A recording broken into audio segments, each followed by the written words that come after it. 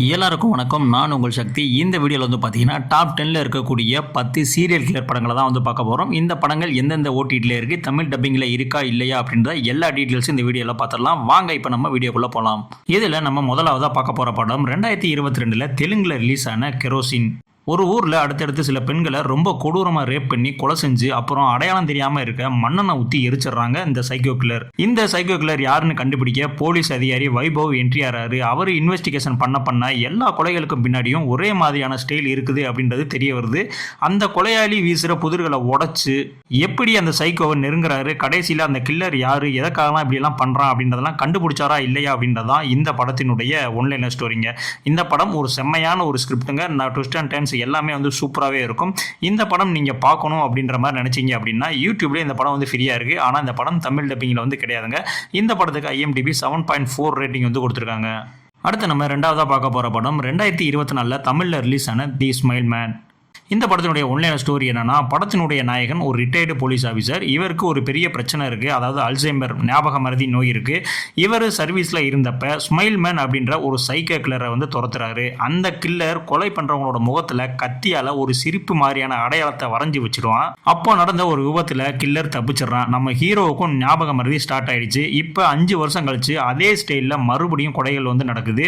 ஹீரோவுக்கு நினைவு அப்பப்போ வந்து போகுது. தன் ஞாபக சக்தி முழுசாக அழியறதுக்குள்ள அந்த சைக்கோ கில்லர் யாரு, அவன் ஏன் இதெல்லாம் பண்றான் அப்படின்றதெல்லாம் கண்டுபிடிச்சாரா இல்லையா அப்படின்றதான் இந்த படத்தினுடைய ஒன்லைன் ஸ்டோரி. இது சரத்குமார் அவர்களுடைய 150வது படம். உண்மையிலே இது ஒரு சூப்பரான ஸ்கிரிப்ட், மோஸ்ட் அண்டர் ரேட்டடான ஒரு படமும் கூட. இந்த படம் நீங்க பார்க்கணும் அப்படின்னா உங்களுக்கு ஆஹா ஓடிடியில் அவைலபிளா இருக்கு. இந்த படத்துக்கு IMDb 6.9 ரேட்டிங் வந்து கொடுத்துருக்காங்க. ஸோ பார்க்கணும் அப்படின்னா கண்டிப்பா அந்த படத்தையும் வந்து வாட்ச் பண்ணுங்க.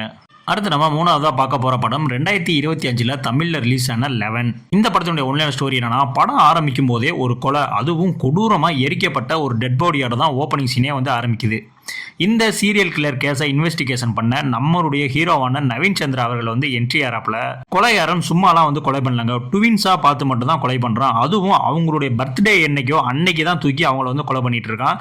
ஸோ இந்த சீரியல் கில்லர் ஏன் இந்த மாதிரி ட்வின்ஸாக பார்த்து வந்து கொலை பண்ணிட்டு இருக்கான், அது ஏன் பர்த்டே அன்னைக்கு பார்த்து கொலை பண்ணிட்டு இருக்கான் அப்படின்ற மாதிரியான விஷயங்களை நம்மளுடைய கதாநாயகன் கண்டுபிடிச்சாரா இல்லையா, அந்த கொலையாரனுக்கு பின்னாடி இருக்கக்கூடிய அந்த ஃப்ளாஷ்பேக்லாம் என்ன அப்படின்றது தான் இந்த படத்தினுடைய ஒன்லைன் ஸ்டோரி. உண்மையிலே ஒரு தரமான ஒரு இன்வெஸ்டிகேஷன் த்ரில்லர் படம் இந்த படம்.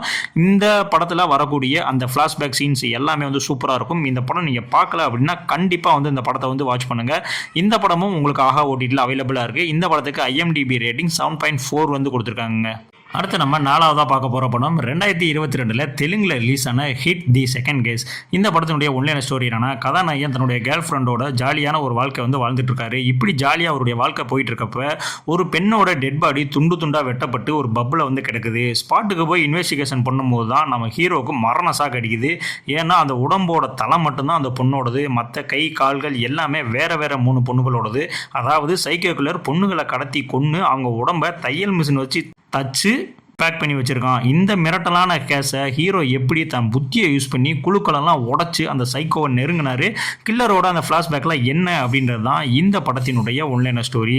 இந்த படமும் ஒரு விறுவிறுப்பான வந்து ஒரு சீரியல் கில்லர் படம் தான். இந்த படம் நீங்கள் பார்க்கணும் அப்படின்னா இந்த படம் பிரைம் வீடியோவில், அமேசான் பிரைம் வீடியோவில் தமிழ் டப்பிங்கில் அவைலபிளாக இருக்குது. இந்த படத்தினுடைய IMDb ரேட் வந்து பார்த்தீங்கன்னா 7.2 வந்து கொடுத்துருக்காங்க. உண்மையிலே வந்து ஒரு தரமான படம் தான். ஃபர்ஸ்ட் ஹாஃப் மட்டும் தான் வந்து ஸ்லோவாக போகும். அதை மட்டும் அட்ஜஸ்ட் பண்ணிக்கிட்டீங்க அப்படின்னா அது ஒரு சூப்பரான சீரியல் கில்லர் படம்.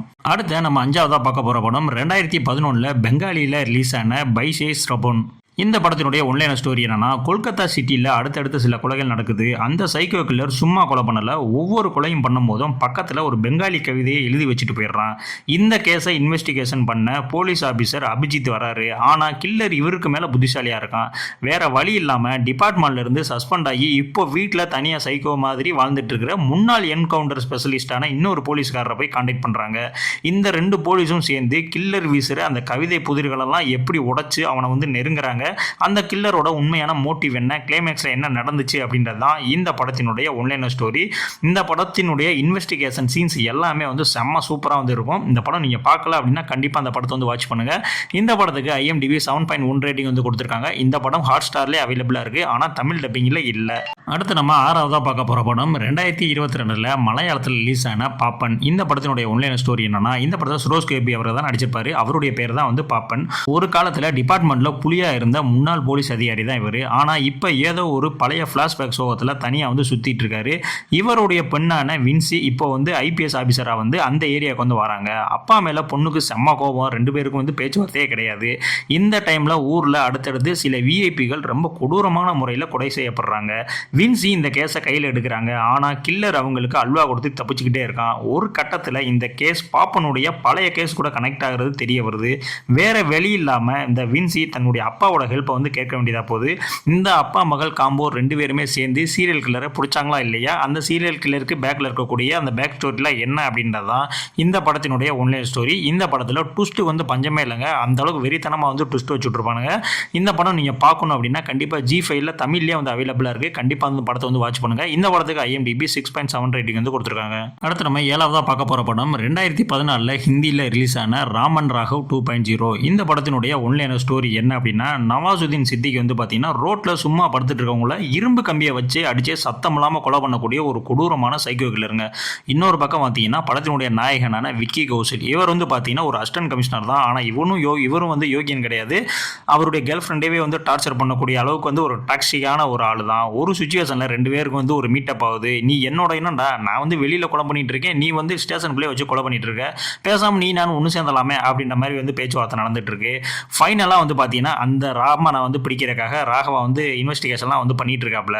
ஃபைனலாக வந்து அவர் வந்து பிடிச்சி அவருக்கு தண்டனை வாங்கி கொடுத்தாரா இல்லையா, இல்லை அவரோட சேர்ந்து இவருமே வந்து கொலை பண்ண ஆரம்பிச்சாரா இல்லையா அப்படின்றது தான் இந்த படத்தினுடைய ஒன்லைன் ஸ்டோரி. இதில் 2 பேருனுடைய பெர்ஃபார்மன்ஸுமே வந்து வேற லெவலில் வந்து இருக்கும். படத்தில் வந்து பார்த்தீங்கன்னா ஆக்ஷன் சீன்ஸ் எல்லாமே, வயலன்ஸ் எல்லாமே வந்து பார்த்தீங்கன்னா கொஞ்சம் அதிகமாகவே இருக்கும். இந்த படம் வந்து G5ல உங்களுக்கு தமிழ்லேயே வந்து அவைலபிளாக இருக்குது. இந்த படத்துக்கு IMDb 7.3 ரேட்டிங் கொடுத்துருக்காங்க. பார்க்கல அப்படின்னா கண்டிப்பாக வந்து வாட்ச் பண்ணுங்க. அடுத்த 8வதாக பார்க்க போகிற படம் 2022 ஹிந்தியில் ரிலீஸ் ஆன Chup the revenge of the artist. இந்த படத்தினுடைய ஒன்லைன் ஸ்டோரி என்னன்னா, மும்பை சிட்டியில் இருக்கிற முன்னணி சினிமா விமர்சகர்கள் எல்லாம் அடுத்தடுத்து ரொம்ப கொடூரமான முறையில் கொலை செய்யப்படுறாங்க.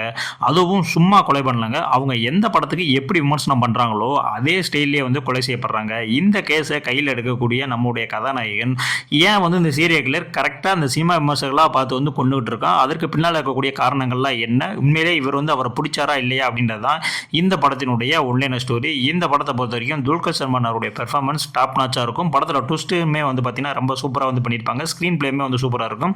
இந்த படத்தினுடைய IMDb ரேட்டிங் 7.5 ரேட்டிங் வந்து கொடுத்துருக்காங்க. இந்த படமும் G5ல உங்களுக்கு தமிழ் டப்பிங்கிலே அவைலபிளாக இருக்குது. பார்க்கல அப்படின்னா கண்டிப்பாக வந்து வாட்ச் பண்ணுங்கள்.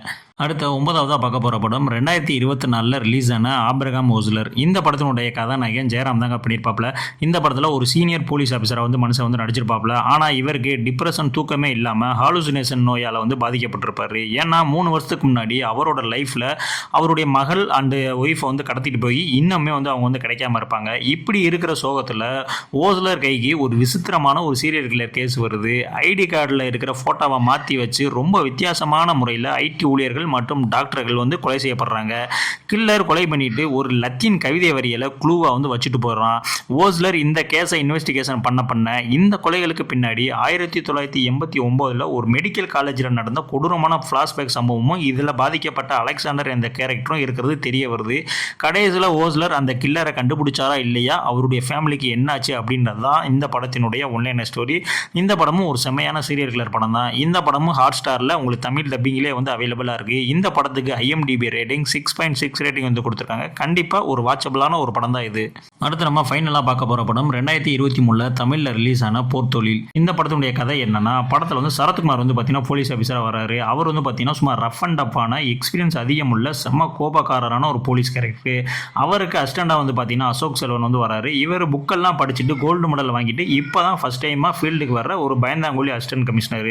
2 பேரும் திருச்சியில் நடக்கக்கூடிய அடுத்தடுத்த கொலைகள் வந்து நடக்குது. அந்த கொலைகளை கையில் எடுக்கிறாங்க. எடுத்து அந்த கேஸை வந்து சால்வ் பண்ணாங்களா இல்லையா, அந்த கொலைகாரன் ஏன் இந்த மாதிரி கொலை பண்ணிட்டு இருக்கான் அப்படின்றத கண்டுபிடிச்சாங்களா இல்லையா அப்படின்றது தான் இந்த படத்தினுடைய ஒன்லைன் ஸ்டோரி. தமிழில் ரிலீஸ் ஆன சீரியல் கில்லர் படங்களில் ராட்சசனுக்கு அப்புறம் எனக்கு ரொம்ப பிடிச்ச படம் எதுன்னா கண்டிப்பாக அந்த போர்த்தொழில் படத்தை தான் சொல்லுவேன். இந்த படம் வந்து பார்த்தீங்கன்னா உங்களுக்கு சோனி லிவ்ல வந்து அவைலபிளாக இருக்குது. இந்த படத்துக்கு IMDb 8.1 ரேட்டிங் வந்து கொடுத்துருக்காங்க. ஸோ இந்த படத்தையும் வந்து வாட்ச் பண்ணுங்கள். இப்போ நான் சொன்ன இந்த 10 சீரியல் கில்லர் படங்களில் என்னுடைய ஃபேவரட்னா 10வது சொன்ன போர்த்தொழில் படமும், 9வது சொன்ன ஆபிரகாம் ஓஸ்லர் படமும், 3வது சொன்ன 11 படமும் தான் சொல்வேன். நீங்களும் இந்த 10 படங்களை பார்த்துட்டீங்க அப்படின்னா உங்களுடைய பர்சனல் ஃபேவரட் எது அப்படின்றத கண்டிப்பாக வந்து கமெண்ட்ஸ் வந்து சொல்லிட்டு போங்க. இல்லை இதே மாதிரி சீரியல் கில்லர் படங்கள் வேணும் ப்ரோ பார்ட் 2 போடுறீங்களா அப்படின்னா கண்டிப்பாக நீங்கள் பார்ட் 2 கமெண்ட் பண்ணுங்கள். அடுத்த வாரமே இதற்கான பார்ட் 2 வீடியோவும் நான் வந்து போடுறேன். ஆசைப்படுறேன்.